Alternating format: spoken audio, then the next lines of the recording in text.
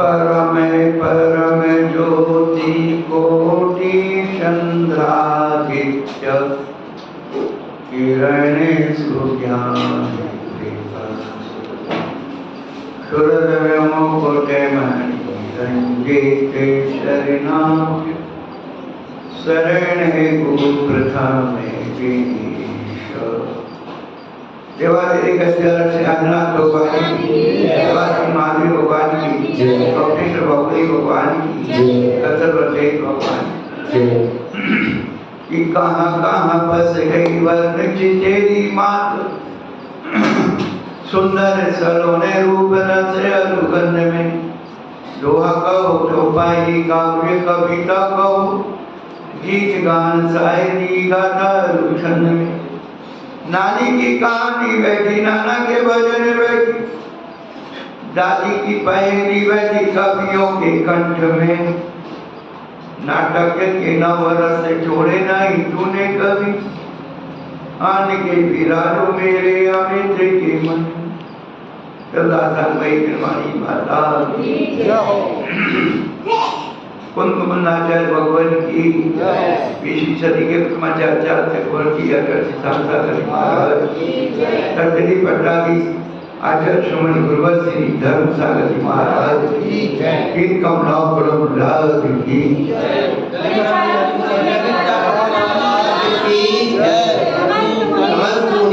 संघ की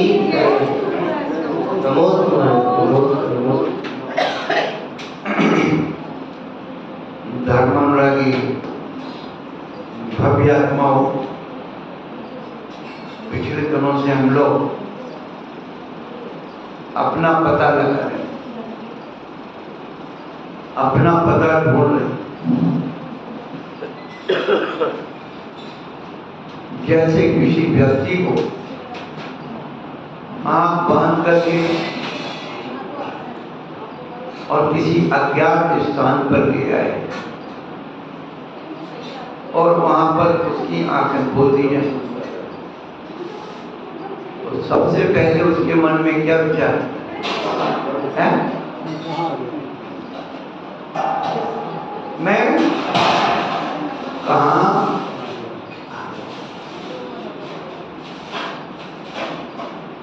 ऐसे ही 84 लाख योनियों में मोती पट्टी बांध करके कर्म घुमा घुमा के मोक्ष पर जाए।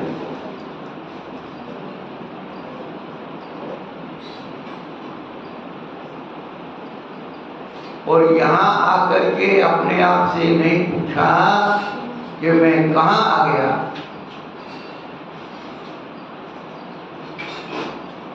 तो पता ठिकाना मिलने वाला नहीं।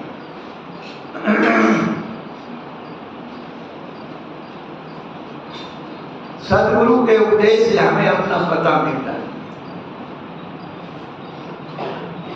क्योंकि सदगुरु ने अपना पता ठिकाना छोड़ दिया।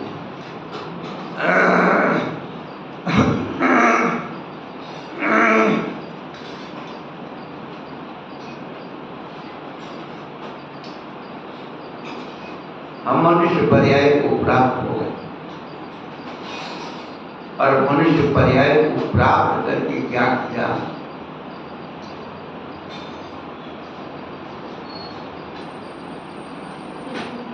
कुछ मूर्ख लोगों ने कह दिया कि तुम भगवान।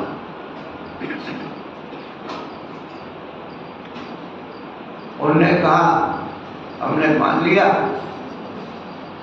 अब कुछ हमें करना।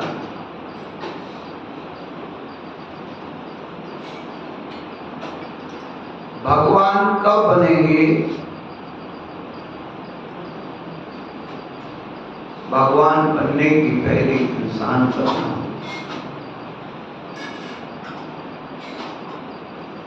इंसान के, मनुष्य के लक्षण क्या है अपने पर? खाना पीना उगना जोड़ना, ये तो त्रिंचों में भी हो रहा है, तो वे सब इंसान हो गए। मनुष्य और पशु का जो अंतर है वो धर्म के द्वारा, धर्मेण हीना पशु, और धर्म नाम मर्यादा का है। चारों संज्ञाओं की मर्यादा शुरू हो जाती है, वो धर्म नाम को प्राप्त हो जाता है। जब हमने उसकी मर्यादा की, कुछ बचा दिया, तो कहाँ इन्वेस्ट हो? दान और पूजा। आपने परिग्रह प्रमाण कर लिया, परिग्रह संज्ञा को जीता, आर संज्ञा को जीता। आर संज्ञा को जीतने का मतलब मुनि महाराज की आहार का इंतजार कर। क्या मुनि महाराज के आहार चर्या का इंतजार करना कि जब मुनि महाराज को आहार दें तब हम खाएं। अब तो आप आहार संज्ञा पूरी करके महाराज को आहार नाश्ता कर लिया, चाय पी ली, दवाई खाना पड़ती।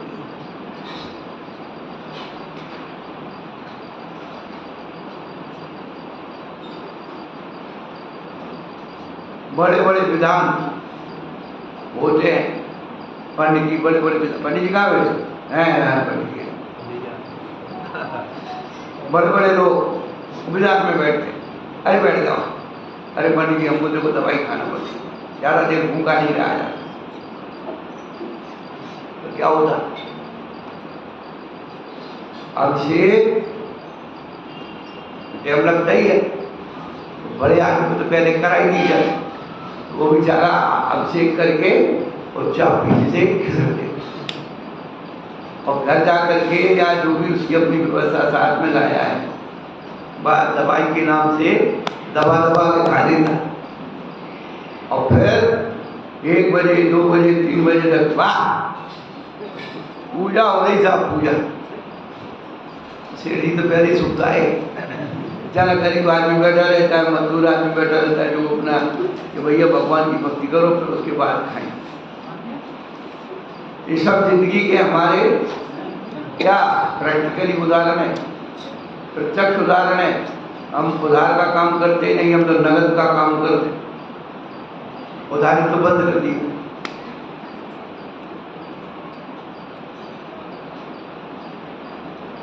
पिछले दिनों से हम आपको व्यवहारिक पूजा का स्वरूप बताया। वास्तव में पूजा कैसे हुई और धीरे धीरे पूजा कैसे परिवर्तित हुई। प्रमाण एक शहर में एक बढ़िया प्रतिष्ठित परिवार और उनके यहाँ अतिथि सत्कार प्रसिद्ध था। रिश्तेदार आओ, कोई भी आओ, अतिथि का सत्कार। प्राचीन काल की कुछ परंपरा है कि आदमी को भोजन साथ में लेके नहीं होना। और मंदिर ढूंढा था, मंदिर था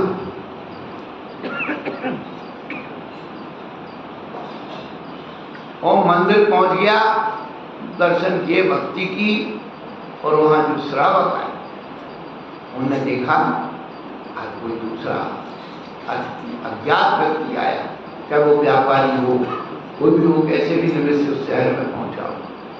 रिश्तेदार भी पहुंचा, रिश्तेदार भी पहुंचा। अभी सुबह स्वाध्याय कर रहे थे, वहाँ एक भाई साहब अपने परिवार के साथ दर्शन कर। तो मैंने थोड़ा सा कहता रहता हूँ, टोकता रहता हूँ, भैया थोड़े स्वाध्याय में आए तो ला। बोले महाराज मैं यहाँ का नहीं हूँ, उदयपुर का हूँ, यहाँ रहता हूँ, सर्विस करता हूँ। तो उठने में खड़े हुए थे पूरन जी, बोले कि हम भी उधर आप कहाँ रहते? कौन हो भी कौन? तो वो रिश्तेदार निकल आए, और रिश्तेदार निकल आए तो आप कहाँ से हो? यही थे नहीं। बोले आप मेरे घर आए। प्रत्यक्ष उदाहरण बता रहा हूं, नगद उदाहरण का तो बात बंद। तो प्राचीन काल की परंपरा ये थी कि मंदिर में जो व्यक्ति होता था, किसी भी अज्ञात व्यक्ति को उसने देखा, बड़े हाथ जोड़ करके विनय भैया, विनय भैया आप भोजन करने का हमारे घर, भैया आप कैसे भोजन से आए, सब लोग बहुत प्राचीन काल की ये बात थी। और 50 साल 60 साल 70 साल पहले गांव का जमाई गांव में पहुंचता था तो अपनी ससुराल में रोटी नहीं खाता, सारे गांव के लोग पकड़ पकड़ कर उसे ले जाते थे, चलो हमारे से खाना, तुम तो ससुराल में आए तो उधर खाओगे, हमारे यहाँ कब खाओगे।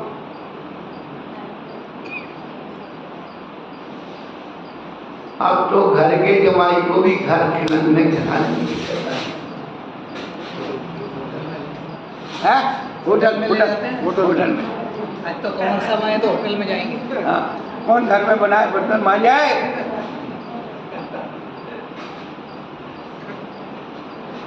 सारी गलत नगद की है।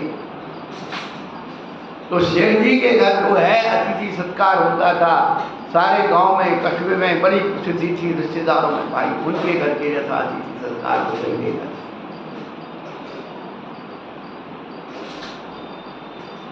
बड़े मनोहार करके भोजन जमाया जाता।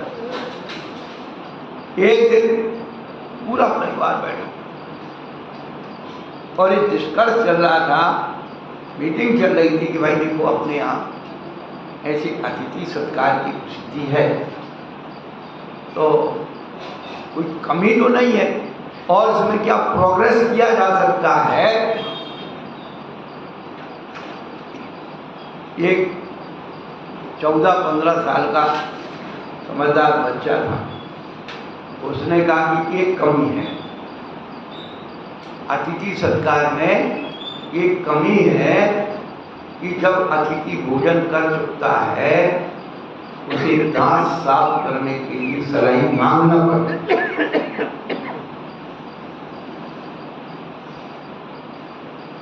उन्होंने कहा इसमें क्या बात, घर में आदेश हो गया अतिथि को भोजन कराओ, वहां पर से दांत साफ करने के लिए सलाई भी ना मांगना पड़े। सलाई का इंतजाम हो गया। अब उसके यहाँ लड़के की शादी हुई, जिसने सलाई बताई थी, पहले जल्दी शादी हो जाए, अब तो बुढ़ापे में होती। हाँ, इसको बुढ़ापा कहते। जिस उम्र में यहाँ शादी होती है उस उम्र में वो व्यक्ति दादा नाना बन जाता। अभी तो बाप भी नहीं बन पा रहा, दादा नाना तो बहुत दूर की बात।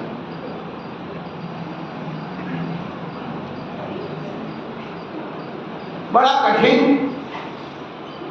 समय चल रहा। अब उसकी पत्नी आई, घर में मीटिंग हुई, सासू ने उसे समझाया तो देखो अपने यहाँ इस प्रकार की व्यवस्था है और अतिथि आता है भोजन करता है उसे ऐसे रखा जाता है, और भोजन करने में करते समय उस समय उसे दांत साफ करने की सलाई भी ना मांगना पड़े, तो सलाई भी चलता रहा, क्रम चलता रहा। सासू कितने दिन रहेगी, सासू मर गई। एक दिन अतिथि आया, भोजन करने बैठा, सब चीजें लगा ली, याद आई कि सलाई रखना। अब जिस डिब्बे में सलाई रहती थी सलाई हो गई खत्म।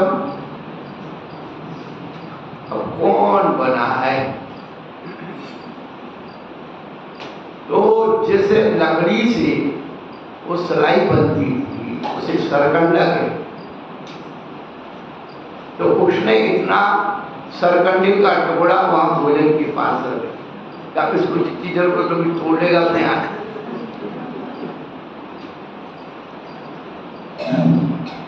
अब उसकी आदत पड़ गई सरकंडे रखने की, और उसकी भी बहू आ गई, तो उसने जैसे उसकी सास ने उसे समझाया था, जैसे उसने समझा दिया कि देखो भाई, अतिथि आता है, भोजन करता है, तो भोजन के साथ एक सरकंडा रखा जाता है। कहाँ सरकंडा रखना शुरू कर दिया। अब वो सासू भी थोड़े दिन बाद मर गई। अब एक दिन फिर अतिथि आया और सब सामान लगा दिया। याद आया सासू पे कि सरकंडा रखना है, और देखा कि सरकंडा था नहीं। अब क्या करे, सासू तो क्या कह गई थी कि सरकंडा रखना है। एक बांस का डंडा पड़ा था इतना, तो लाके मार। अब अतिथि भी बदल जाते हैं, ऐसा थोड़ी कि वही वही अतिथि आएंगे पुराने। अब वो भोजन करने बैठा और विचार करने लगा कि भोजन के साथ एक डंडा क्यों रखा, क्या प्रयोजन है। फिर उस विवेक बांधता, उसने सोचा हो सकता है कोई कुर्ता बिल्ली को परेशान करता हो, इसलिए डंडा रखा। अपन तो भोजन करना, डंडे से क्या मतलब। अब अतिथि ऐसा करके भोजन करके चले जाते। अब उसके डंडा रखना उसकी आदत में आ। अब उसके भी बहू आ गई, सासू बन गई, और उसने अपनी बहू को दे दिया, बेटा देखो अपने घर में अतिथि आता है, भोजन करने की बैठता है, ये परंपरा है, भोजन की थाली के साथ एक डंडा भी रखा जाता है। बहू आज्ञाकारी थी। पुरानी साल बहू में थोड़ा सा सामंजस्य होता, डरती थी, बड़ी बड़ी अदब करती थी, बड़ी कुछ भी हो। अब आजकल तो जो कुछ है सो है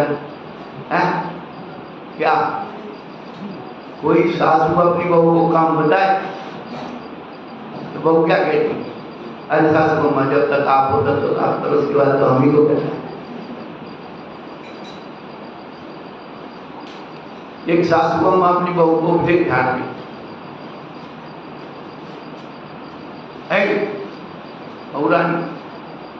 ठीक ठाक रहा करो, ये तुम्हारा पियर नहीं है, ससुराल है। बहू बहुत होशियार थी, बोला और कह लगी मम्मी आपका कौन सा पियर है, आपकी तो ससुराल है।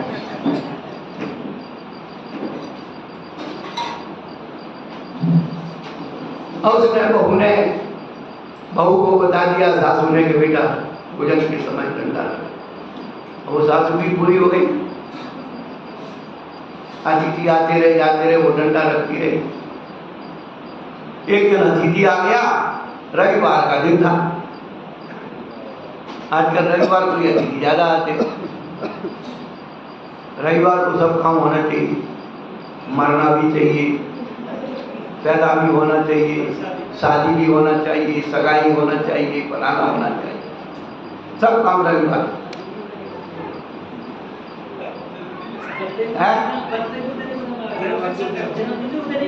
नहीं। महाराज का चतुर्मासी रविवार, जब वो 15 दिन बाद आए स्थापना की क्या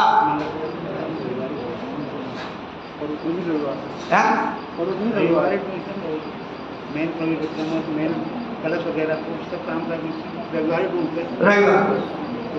सब इकट्ठे हो। यही तो अभी बता रहा।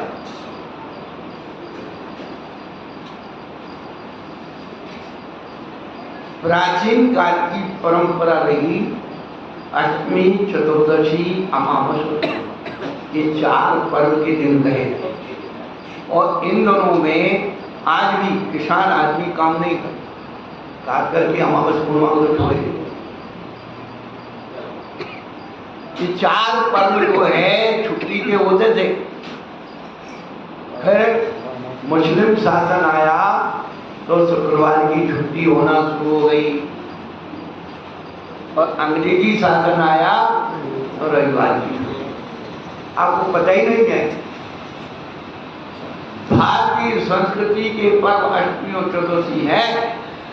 इन दिनों व्यापार आरंभ सारंभ छोड़ करके और भगवान की भक्ति पूजा के लिए अष्टमी चतुर्दशी बने थे। अब है और मुस्लिम लोग आए तो शुक्रवार को जुम्मा की नमाज पढ़ने के लिए बने थे। रविवार आया तो क्रिश्चियन के चर्च में जाने के लिए प्रार्थना के लिए बने।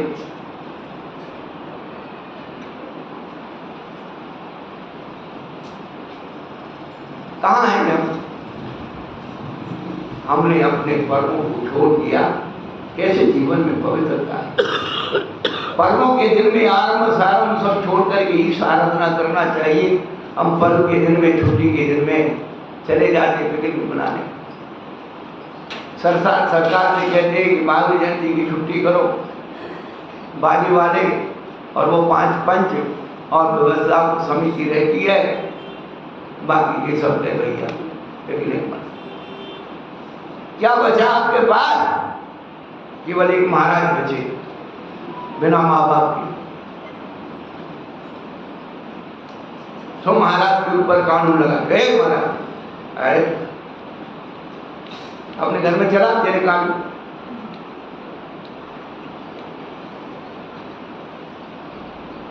अब जैसे ही जो है रविवार का दिन था, बच्चे जो है वो डंडा खेलने के लिए ले गए। अतिथि आ गया, अब वो घबराई, देखा भाई सब लगा दिया और डंडा दिखाने। अब सासू तो कह गई कि डंडा लगाना, डंडा दिखाने धान कूटने का मुसल ला के रख दिया।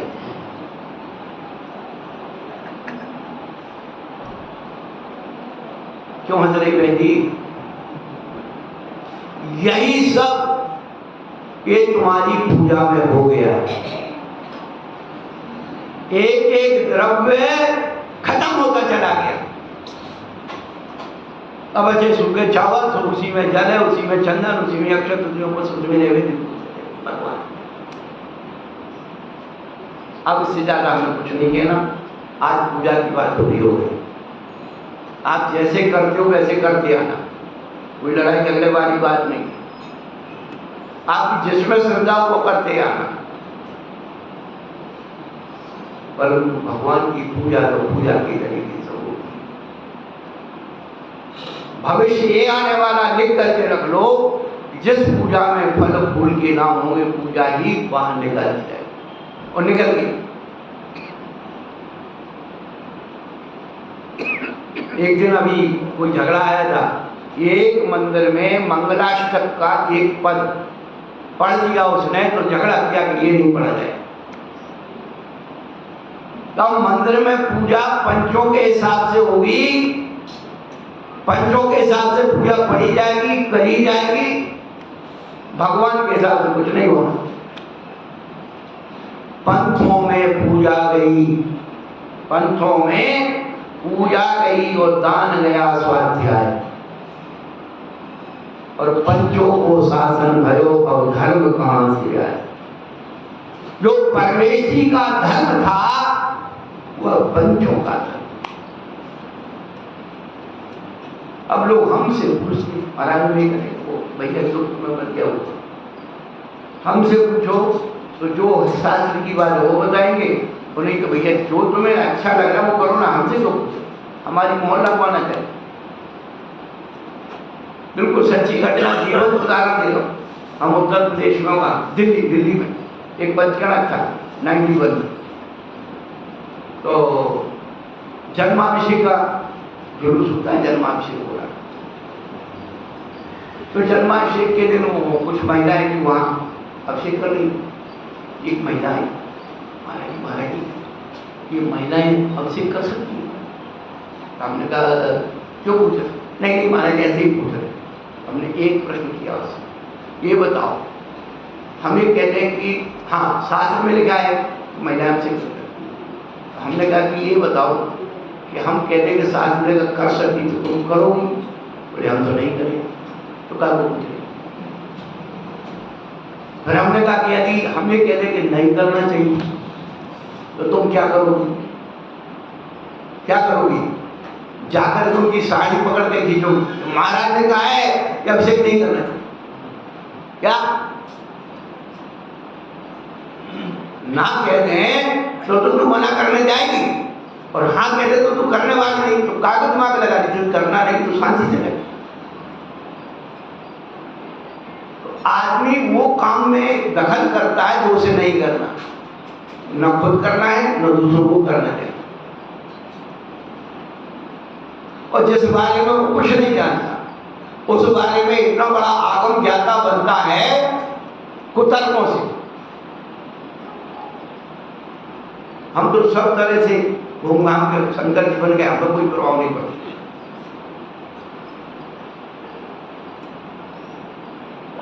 तो ऐशाम न पूजा न तपो न दान, तब की बात अब क्या करें, आपको सहन कुछ नहीं होता।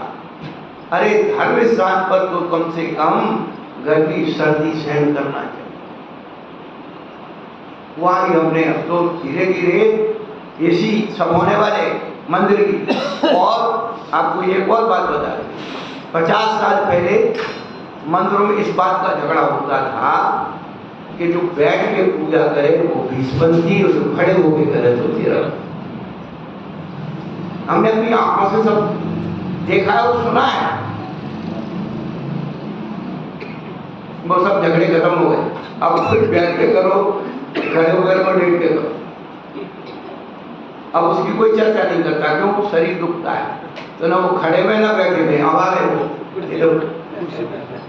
अभी थोड़े दिन बाद 10 साल बाद आपके मंदिर में कहीं लौट के भूल भाल के आ गए ना, ये चर्च बना मिलेगा, सब बेंच और कुर्सी और बेंच और टेबल लगे मिलेंगे, बैठे नहीं जाता नीचे। क्यों? तो बच्चा पैदा होते ही कुर्सी टेबल पर बैठ करके उसने पढ़ाई की, भोजन किया, जमीन पर बैठा ही नहीं, वो कैसे जो है जमीन पर बैठ करके पूजा कर, और कैसे खड़ा रह जाएगा? भाई सब लड़ाई झगड़े खत्म हो गए, ऐसे ही थोड़े दिन में सब लड़ाई झगड़े खत्म हो जाएंगे। हम बार बार कहते पूजा भक्ति मार्ग है, सिद्धांत मार्ग नहीं। पूजा व्यक्तिगत मार्ग है, सार्वजनिक मार्ग नहीं। पूजा व्यक्तिगत सामग्री से करना चाहिए, ये पंचायती सामग्री से नहीं। अपनी सामग्री स्वयं अच्छी से अच्छी लाओ, सुखी लाते हो, बार बार कहते हैं अच्छे फल लाओ, सूखे फल भी आते चढ़ाओ।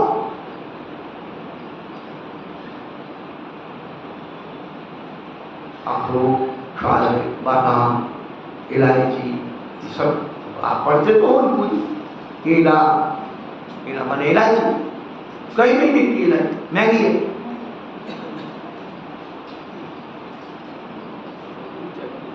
तो सूखी सामग्री कम से कम अच्छी तो चढ़। एक बहनी आई, महाराज जी हमसे चक्र प्रदान करेंगे, 8 दिन अलग अलग फल चढ़ाइए, नारियल नहीं चढ़ाई, तो 8 दिन क्या काली मिर्ची चढ़ा दे। पहले काली मिर्ची भी चढ़ने लगी थी, हमने सब जमाने देख ली। पहले कमल गट्टे चढ़ते, वो महंगे हो गए तो कमल गट्टे पाप लगता है, काला होता। जो चीज महंगी होती जाए उसको पाप के खाते में डालते जाओ।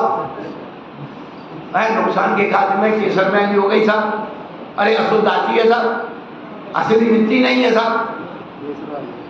ये 2 चीजें आपके लोगों ने पकड़ रखी हैं, पाप और हिंसा। हिंसा पाप और मिथ्या, ये बहुत जल्दी समझ में आ गया।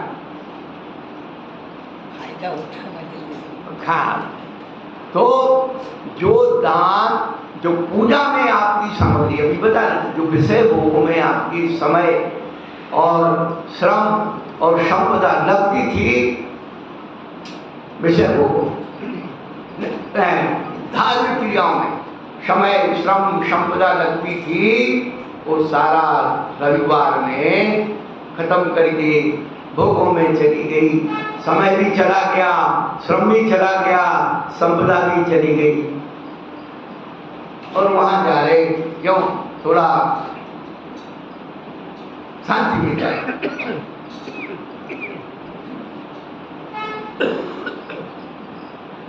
लोग पूजा की बात करता, और तब की बात नहीं कह रहे थे। अब तब तो तपाई नहीं जाता, जिंदगी जनून है, फटी हुई पतलून है, और जब तक चले चलाएगा, ठेगड़ा लगाएगा।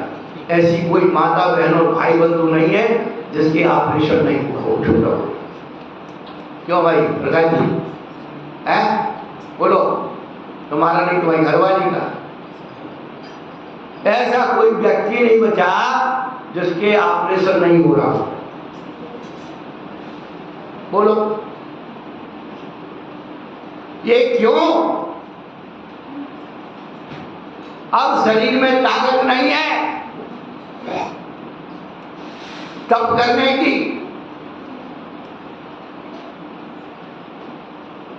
वो ताकत कहां चलेगी? वो सारी भोगों में चलेगी। डबल बैग और डबल रोटी, ये डबल डबल ने डबल डबल कर दिया। हाँ, 12 महीने 24 घंटे वो डबल बैग में पड़े रहोगे, इस शरीर की सारी शक्ति वैसी डिस्चार्ज हो जाए। प्राचीन काल में डबल बैग प्रणाली थी नहीं, 50 साल पहले सब परिवार एक साथ कहाँ सोते थे? बच्चे अपने पिताजी के पास, बेटी अपनी माँ के साथ, रिश्तेदार आ गए तो एक कमरे में हाल में बिछाया सब। अब कोई रिश्तेदार भी आए तो पहले ही सोचिए अब कहाँ सुनाए। सही के बड़े भैया, एक डबल रोटी ने पेट खराब कर दिया और डबल बेड ने सब खराब कर दिया। पहले महीने 2 महीने में कोई एक बार संसार को भोग लिया तो आज 12 महीना 24 घंटे पड़े रहे तो शरीर में क्या बचा? कुछ नहीं बचा, सब बेकार हो गए। अब तब कैसे हो?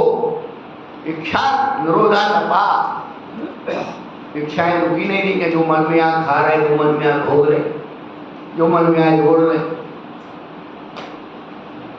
किस तप की बात करें? तपो न दानम, दान कहाँ बचा? दान किसको कहते हैं? जो हाथ जोड़ करके, पैर पकड़ के, शिक्षा पूर्वक, आग्रह पूर्वक, विनय पूर्वक किया जाता है वो दान।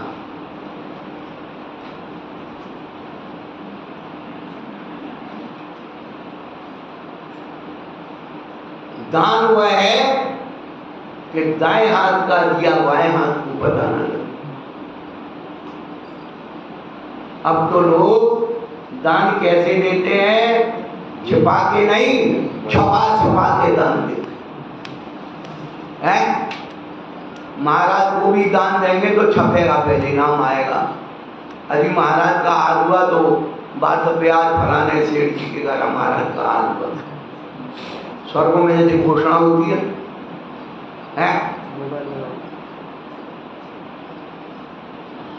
कहां तुम अपना जीवन?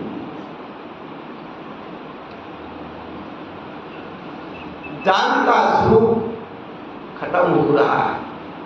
नव पुण्य प्रतिपत्ति सब हो समाहितेन शुद्धेन अशुनारंभाना मारियाना विश्वजीता। नवदा भक्ति, 7 गुण और 3 प्रकार की शुद्धि, कुल शुद्धि, आचरण शुद्धि और शरीर शुद्धि।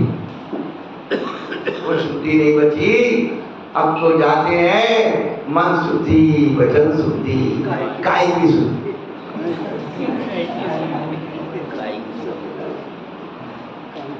उसको दान नहीं कहते।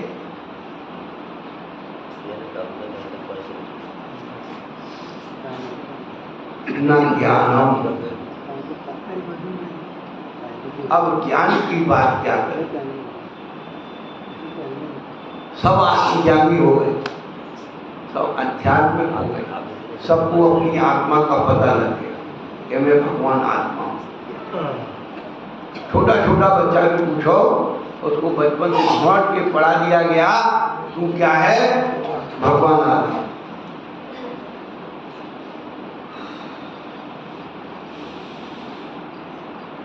एक 4-5 साल का बच्चा था और मम्मी उसको कुछ समझा रही,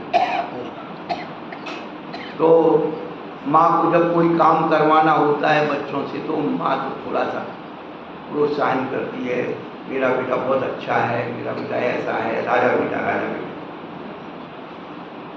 तो राजा बेटा करके कह रही थी, फिर उसने थोड़ा काम बता दिया। बाजू में पड़ी थी कुर्सी, उस पर बैठ गया जाके और मम्मी को कहता है, मम्मी वो काम करो, वो उठा के लाओ। मम्मी कहती है कि बेटा मैंने तो तुझे कहा था। अरे मम्मी मैं राजा बेटा हूं ना, राजा बेटा, और राजा होकर काम थोड़ी करता, राजा तो काम करवाता है। तुझे अध्यात्म के आत्मा के रटने वाले लोग क्या बिना युद्ध लड़े और राजा बने? अरे राजा कब बनते हैं? जब शत्रुओं को पराजित किया जाता है, तब राजा बनते। ऐसे ही आत्मा के राजा कब बनोगे? जब तुम कर्म रूपी शत्रुओं को परास्त करोगे, तभी सर्वज्ञ वो राजा कहलाता। सर्वज्ञ आपके यहाँ भूतपूर्व प्रधानमंत्री थे, वो अपने वक्तव्य में जब भी कोई घटना घटती थी तो कहते थे, देख लिया है, देख रहे हैं और देखेंगे। उनका एक पैटर्न था, क्या? देख लिया है, देख रहे और देखेंगे। तो सर्वज्ञ जो है तीनों कालों को जान देखता है, देख लिया, देख रहे और देखेंगे।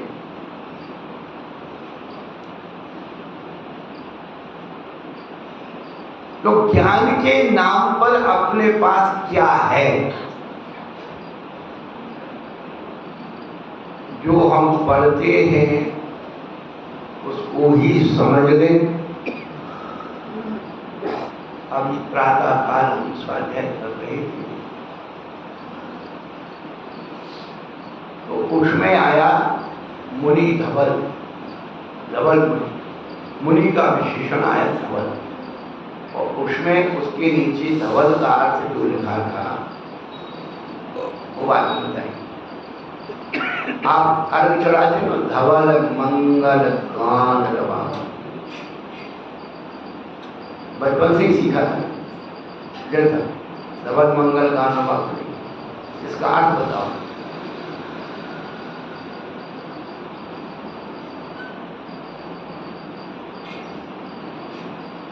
जो हम पढ़ते हैं उसका ही अर्थ पता नहीं। धवल शब्द का एक ही अर्थ पता है, सफेद।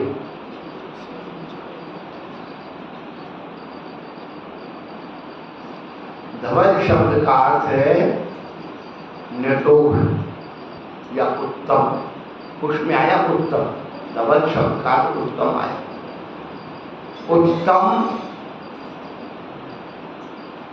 तो धवल मंगल, तो निर्दोष या उत्तम और मंगल यानी कल्याणकारी। उत्तम हो, निर्दोष हो, कल्याणकारी, ऐसे गीत, गीत गान यानी गीत, लय, और रव यानी ध्वनि, रव यानी ध्वनि, और आकुल यानी गुंजायमान। निर्दोष कल्याणकारी गीतों की ध्वनि से गुंजायमान जिंद्र में अर्घ चढ़ा। अब पूजा होती है तो पंडित जी फिर भी धुन बजवा देते हैं, उस पर सब नाच लेते हैं। तो निर्दोष कहाँ है, कल्याणकारी कहाँ है?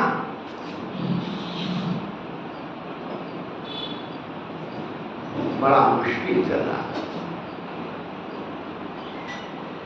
तो हमारे ज्ञान में कितनी विशुद्धि है और हम क्या जानते हैं। किसी भी विषय में हमारा कोई ज्ञान नहीं, इधर उधर का इकट्ठा कर लिया और ज्ञानी बन गए, बहस करने वाले बन गए।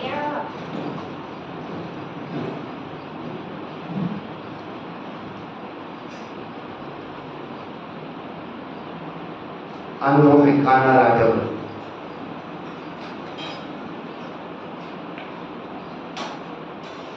अंग्रेजों के समय की घटना। पहले गांव के गांव अनपढ़ होते थे, तो एक गांव का एक नवयुवक शहर घूमने आया और शहर में अंग्रेजों का स्कूल चलता था और बच्चों को पढ़ाते थे तो जोर जोर से चिल्लाते। वो युवक वहां से निकल रहा था और बच्चे पढ़ रहे थे ABCDEFG को पढ़ा रहे थे, ABCDEFG पूरा वर्णमाला। उस युवक ने भी सुन लिया, ABCDEFG याद कर लिया। अब गांव में पहुंचा, कोई भी उससे बात करता तो कहता है ABCDEFG। गांव के लोग डरने लगे, सलाम करने लगे। अरे अपने गांव में आज एक पढ़ा लिखा आदमी हो गया, अंग्रेजी जानने वाला आदमी हो गया, सब इज्जत करने लगे और उसके भाव बढ़ गए।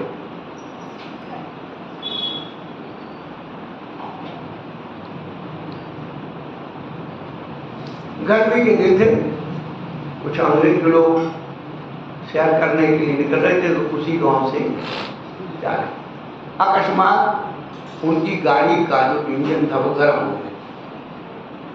पहले वाटर कूल इंजन होते थे, पानी का ना, आजकल के बच्चों को पता ही नहीं। अब वो मोटर गर्म हो गई तो वो खड़ा कर दिया, इंजन गर्म हो गया और गांव के लोग आकर के भीड़ लग गई। अरे अपने गांव में अंग्रेज आए हैं और गाड़ी देखने के लिए, गाड़ी कहाँ देखने, वही गाड़ी सब इकट्ठे हो गए। अब वो ड्राइवर के वाटर कुछ समझे। अब थोड़ी देर में भीड़ में एक बोला सियाना आदमी, यार अपना टकटकिया को बोला, वो अंग्रेजी जानता है, समझे तो ये क्या कहता है। एक बच्चा भागा, अरे टकटकिया यहाँ सूरा अपने गांव में अंग्रेज आए, चल चल चल। वो भी अपने कपड़े थोड़ी सामान संभूल करके आए और ड्राइवर को कह रहा वाटर और वो टकटकिया ABCDEFG।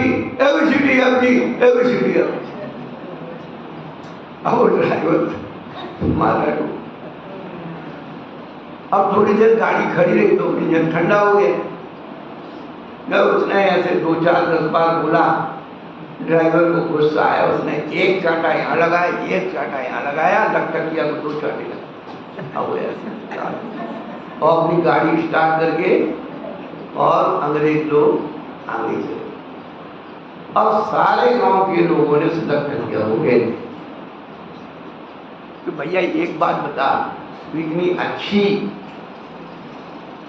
अच्छी तरह से उन अंग्रेजों का जवाब दे रहा है, इतनी अच्छी तरह से तू उनको बोल रहा था, तुझे मार के क्यों चले? वो तुझसे क्या कह रहे थे, तूने क्या जवाब दिया, वो मार के क्यों चले? तो टकटकिया कहने लगा, अंग्रेज कह रहे थे कि अरे तू इतनी अच्छी अंग्रेजी जानता है, इस गांव में पढ़ा है, मेरे साथ इंग्लैंड चल, और मैंने जाने से मना कर दी इसलिए मारे। ठीक उसी प्रकार से हर गांव में टकटकिए मिल जाते हैं, अपनी मूर्खताओं का प्रदर्शन, और जरा सा उनको कुछ कह दो तो महाराज की 10 गलतियां निकाल करके ऐसे महाराज हमें जाने ही नहीं। उनकी मूर्खता ऐसे सुरक्षित रहेगी। क्या दो चार गलती बता दो महाराजों की कि महाराज ऐसे हैं, महाराज वैसे हैं, उनकी मूर्खता सुरक्षित रहेगी। कौन कौन पूछने वाला और मूर्खता पूछती रहती। अभी नहीं तो अगले जन्म में समझ में आएगी। तो मेरे तो समझ में आ गई मान। तो जिस ज्ञान के द्वारा आत्मा का हित होना, जिस ज्ञान के द्वारा आत्मा का कल्याण होना, जिस ज्ञान के द्वारा आत्मा का विकास होना, वही उल्टा पुल्टा पड़ा हुआ है। जीवन का कल्याण कैसे हो? इसलिए एक समय, अवसर, मौका अपन सबको मिला, कम से कम अपन उस ज्ञान की बात को सुन तो लें। करेंगे जब कर लेंगे। आचार्य क्या कहते हैं? जम सकई तम की रही, जितना सके उतना कर लो। जम जन सकई कहीं नहीं कर सकते उसका श्रद्धान करो। सद्य मानो जीवो श्रद्धान बात से अजर अमर पद की प्राप्ति हो।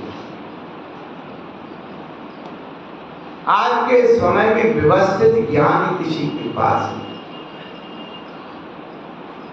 हम बार बार उसी बात को दोहराते हैं। सब ज्ञान की बात कर रहे हैं, ऐसा कोई व्यक्ति नहीं जो ज्ञान की बात नहीं, परंतु अनियोग संकटता।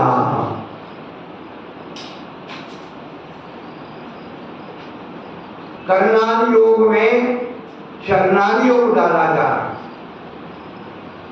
द्रव्यान योग में करणान योग चरणान योग डाला जा रहा है। फिर एक प्रश्न होता है हमारे सामने, अरे हमारे महाराज भी तो सही बोलते हैं, वो भी तो शास्त्र का प्रमाण देते हैं, वो भी तो ग्रंथ की बात करते हैं, वो भी तो आगम की बात करते हैं। हमने कब मना किया वो आगम की बात नहीं करते। आगम की बात तो करते हैं, लेकिन जहाँ करणानी योग है वहाँ चरणानी योग नहीं लगता, जहाँ चरणानी योग वहाँ करणानी योग नहीं लगता। और द्रव्यान योग में तो ना करणानी योग लगता है ना चरणानी योग लगता है, लगता ही नहीं। क्योंकि आत्मा में ना गुणस्थान है, ना मारना, ना जीत मारना, छात्र है, ना फलाना है, ना ढंगा, ये सब ढोंग है, स्वांग है, नाटक, समझदार नहीं रहा। आत्मा गैर भाव के अलावा कुछ नहीं।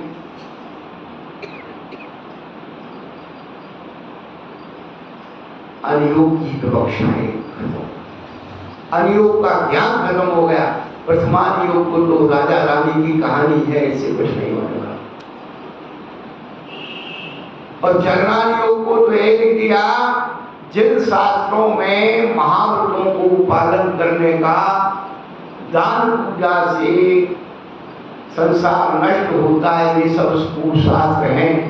महाव्रतों को पालन करने का, दान और पूजा का उद्देश्य लिखा है, ऐसे शास्त्र कुशास्त्र हैं। ये हम आपको आपकी आंखों से पढ़वा सकते हैं, उनके ग्रंथों में लिख दिया। ये महाव्रतों को पालने वाले ग्रंथ भी जिनमें चर्चा है और दान पूजा की चर्चा है, ये सब कुशास्त्र। अब कोई व्यक्ति ऐसा भोला बच्चा पढ़ ले, वो तो यही मानेगा कि सब कुशास्त्र है।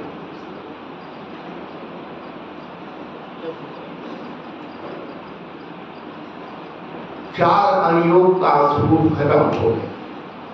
स्वामी समर्थ भद्राचार्य ने रत्न ग्रंथ साकाचार्य बड़ा प्यारा सम्यक ज्ञान अधिकार के बाद, सम्यक दर्शन अधिकार के बाद सम्यक ज्ञान अधिकार है। चरणान योग की अपेक्षा सम्यक ज्ञान 4 प्रकार का बता दिया। चरणान योग की अपेक्षा सम्यक ज्ञान 4 प्रकार का है। जो 4 अनुयोग हैं, ये 4 भेद सम्यक ज्ञान के चरणान योग की अपेक्षा।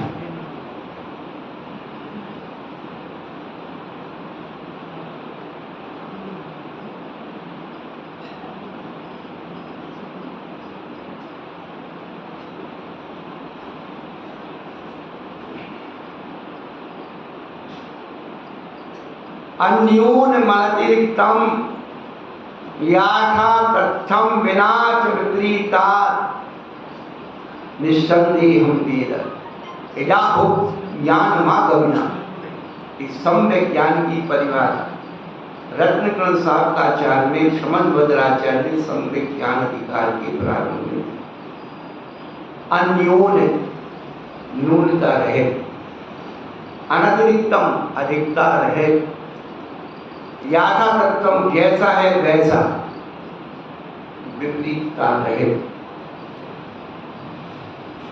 और संदेह रहे। न्यूनता रहे, अधिकता रहे, जैसा है वैसा विपरीतता रहे और संदेह रहे। 5 विशेषण दिए सम्यक ज्ञान। संशय, विभ्रम, मोह, त्याग, आकुल रख लीजिए।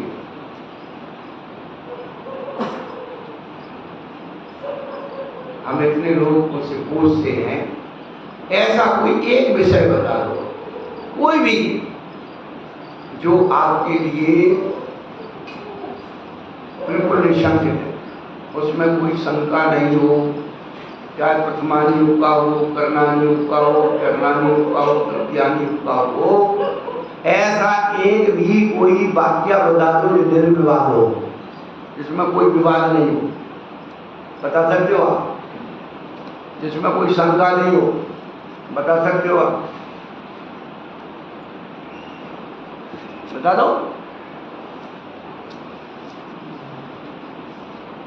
अरे कुछ है ही नहीं तो कर सकता है, आप तो निशंकित है, कुछ जानते ही नहीं है क्या? जानेंगे तो शंका होगी। ऐसा कोई भी अयोग का विषय बता दी जो निर्विवाद हो, जिससे सब लोग सहमत होंगे। नहीं, हम तो सबसे सहमत। बता दीजिए।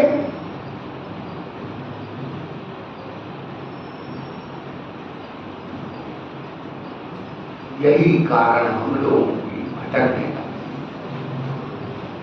क्योंकि हमने तो ज्ञान दिया है इधर उधर की उधार वृत्ति का, मांगी का, उधार का, किराए का ज्ञान है।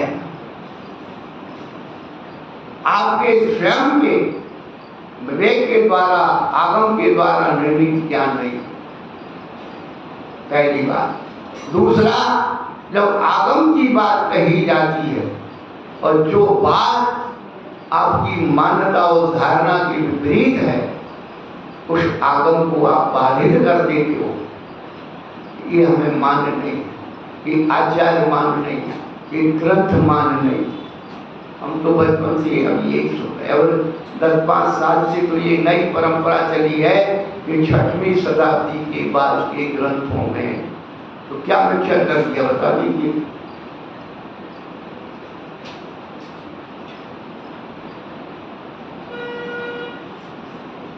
प्रथमान योग का संकलन 7वीं शताब्दी से शुरू हुआ। पहले श्रुत परंपरा से चला है, जैसे धवलागी श्रुत परंपरा से सठखंडागम श्रुत परंपरा से दर्शनाचार्य के पास आकर के बहुत बड़ी परम क्या उन्होंने लिपिबद्ध किया। तो जो आगम और सिद्धांत और अध्यात्म के ग्रंथ थे वो 6वीं 7वीं शताब्दी तक ले। उसके बाद प्रथमान योग ग्रंथ लिखना शुरू,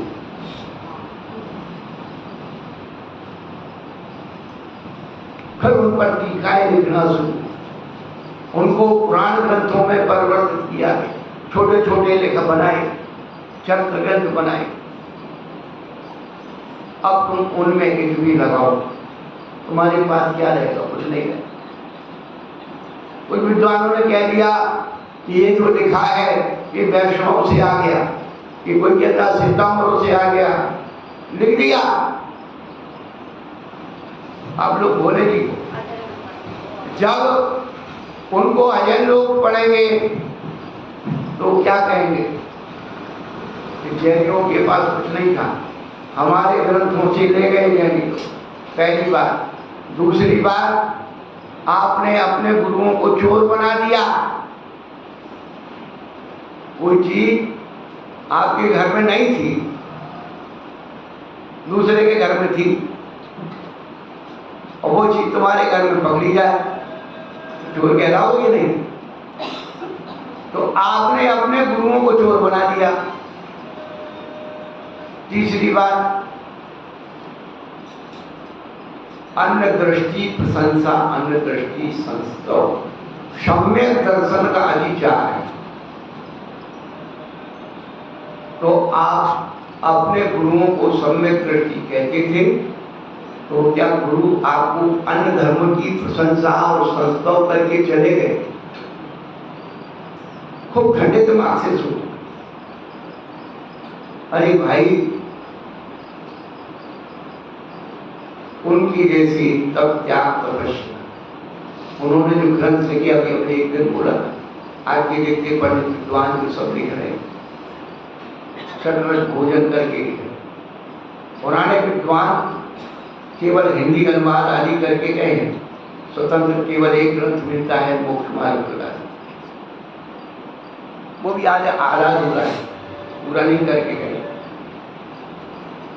बाकी सारे हिंदी अनुवाद करके गए और उनका जो समय का शोषण था उसके हिसाब से उन्होंने बहुत कुछ उपाय, पर वो विद्वान भी क्या नियम लेकर के पंडित सदाशिवदास जी और मुनि करते थे, दीवानी किया उसको। तो जो उनके काम को देख करके कहा कि भाई इनकी तनख्वाह बढ़ा दो, तो पंडित सदाशिवदास जी क्या कहते हैं, हमारी तनख्वाह मत बढ़ाओ, हमारा समय कम कर दो, 8 घंटे की ड्यूटी हमें 6 घंटे दे दो, 2 घंटे हमें जनवाणी की लिखने के लिए। ये विद्वानों की पहचान। आज भी आदर्श विद्वान संसार में विद्वान। पंडित रतनचंद जी मुखियार सहारनपुर सन 80 में संसार से चले। किसी जैन विद्यालय में नहीं पढ़े, मुखत्यार थे, वकील थे, अंग्रेजी और उर्दू 2 भाषाएं जानते, हिंदी संस्कृत प्राकृत कुछ भी नहीं पढ़े। लेकिन 44-45 की उम्र रही होगी, पर्युषण पर्व में माणिक चंडी कौंदे न्याय वो थे, बड़े विद्वान थे, वो आए प्रवचन देने। तो स्वाभाविक है जैनी लोग पर्युषण में भैया थोड़े दिन 10 दिन के लिए जैनी बन जाओ, वही बनेंगे 10 दिन के लिए, बन जाएगा मंदिर, धक्का लगा के पूजा करने दो, मुझे अब से करने दो, ये व्यवस्था नहीं, वो व्यवस्था नहीं, बहुत ज्यादा मजा आ गया। हाँ, 40 साल हो गए देखते थे, बताइए जैनी। सम्यक दर्शन के ऊपर प्रवचन हुआ तो वकील साहब की जिज्ञासा हुई, तो प्रभु में सम्यक दर्शन चाहिए, कैसे मिले? तो ने ग्रंथ का नाम बता दिया, लब्धि साहब चौथा साल पढ़ो। तो उस समय आकाश प्रकाशन से होता था, वहां से मंगाया, पूरा पढ़ लिया, एक अक्षर भी समझ लिया। और उसी समय ये धवला जी का प्रकाशन शुरू हुआ, तो अखबारों में आता रहता था भाई लगला की ये चीज, उन्होंने एड्रेस करके धवला जी मंगा लिया। अब पहली पुस्तक, दूसरी पुस्तक, 3, 4, 5, 6 पुस्तक पढ़े, एक शब्द समझ में नहीं आया। 7वीं पुस्तक 6वीं पुस्तक में थोड़ा दिल मिला। उस दिन के बाद उन्होंने वकालत करना छोड़, 2 भाई थे नैनी चंडी और 18 से 20 घंटे तक स्वाध्याय करते। और जो धवला के अंदर जो गलतियां विद्वानों ने कर दी थी, उन पे सब पे लाल निशान लगाए।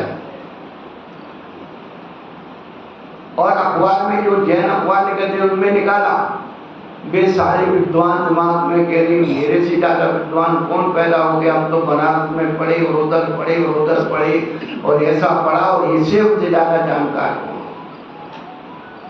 हम विद्वान की बात, उस व्यक्ति को 20,000 प्रश्न कंठाग्र थे। पुस्तक number, page number, paragraph number, नीचे से लाइन नंबर, ऊपर से लाइन नंबर, इतना याद था। और वो विद्वान कभी भी कहीं भी गया, आने जाने का किराया नहीं लिया, केवल उस विद्वत्ता का सम्मान चला और एक श्रीफल, दुपट्टा और माला भी गले में नहीं लगाई। उसको कहते विद्वान। उन्हीं के मानसिक शिष्य पंडित जवाहरलाल सिद्धांत शास्त्री भिंडर वाले अस्वस्थ हो गए, अब तो थोड़े स्वस्थ में चले। उन्होंने कभी लिफाफा ले लिया। 94 की घटना है, हम पास में ही थे वहां फिरोजाबाद, आगरे में पंचकल्याण हो रहा और वहां पर विद्वानों का सम्मान होना था। इनको बुलाया और 1 लाख रुपए की राशि से उनका सम्मान घोषणा की। तो पंडित जी ने खड़े होकर के कहा, ये मैंने अपनी जन्मानी माँ की सेवा की है और सेवा का कोई मूल्य नहीं लिया जाता है, मुझे नहीं चाहिए। उन्होंने तो मना कर दिया। पीछे 4 विद्वान बैठे थे, वो ट्रस्ट वालों को बुला के कहते, भाई पंडित जी ने तो मना कर दी, तुम एक काम करो, 25-25 अब चारों को दे दो। सोचिए हमारा ज्ञान कहाँ जा रहा है, हम किस ज्ञानी की पूजा करें।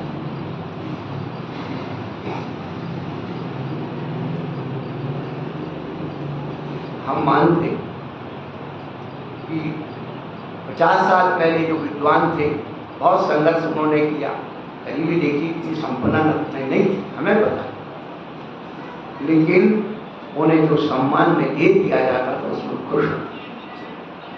आज सौदा होता है, एक न दो की दुआएं, इसको धर्म नहीं कहते, इसको ज्ञान नहीं कहते। तो कहने का अभिप्राय है कि जो पैसे लेकर के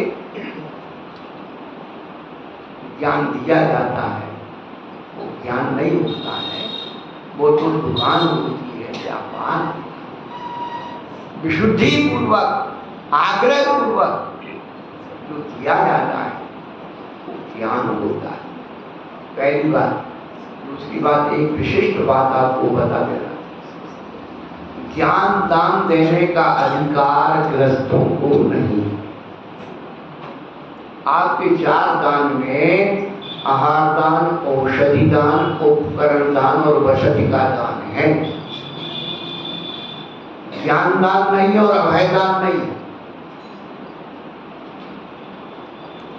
उपकरण का मतलब है शास्त्र है, लेखनी है, पेन है, कागज है, स्याही है, ये उपकरण कहलाते। ज्ञान उपकरण, संयम उपकरण, ये उपकरण कहलाते। आपको ज्ञान दान देने का अधिकार ही नहीं है। जब आपके पास है ही नहीं तो आप दे दो क्या?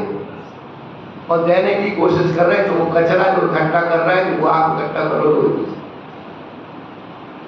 ज्ञान दान देने का अधिकार किसको है? 10 धर्म में उत्तम त्याग धर्म आया और उत्तम त्याग धर्म में ज्ञानादि दानम, क्योंकि 10 धर्मों का पालन कौन करते हैं? कौन करते? मुनिराज करते। तो उनको ज्ञान दान और अभय दान देने का अधिकार है। आहार दान और औषधि दान नहीं देते, और आहार दान और औषधि दान का उपदेश देते। जो आज परंपराएं चल रही पंडित लोगों के द्वारा, ग्रस्त लोगों के द्वारा ज्ञान दान देने की, वो सब बहरा है। और धीरे धीरे हम तो एक ही बात जानते, धर्म तो अपनी जगह शाश्वत रहेगा, लेकिन तुम्हारा व्यक्तित्व, तुम्हारा परिवार, तुम्हारी समाज सब आ जाएगी ठिकाने पर और सब कुछ बेकार हो जाए। इसलिए समय रहते हुए आप लोग भी मूल ग्रंथों से स्वाध्याय करें।